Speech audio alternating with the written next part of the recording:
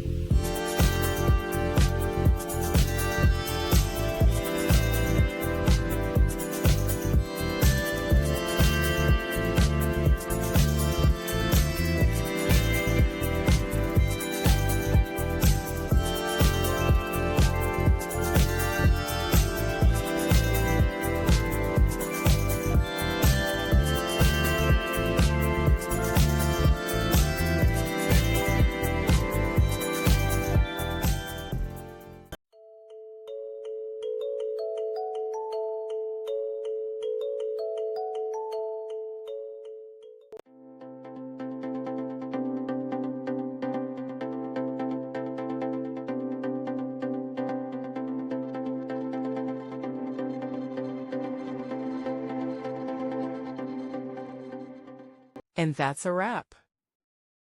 I hope you found the answer you were looking for. If you did, take a second to hit that subscribe button. It really helps out. And let me know in the comments which solution worked best for you. See you next time in the debug zone.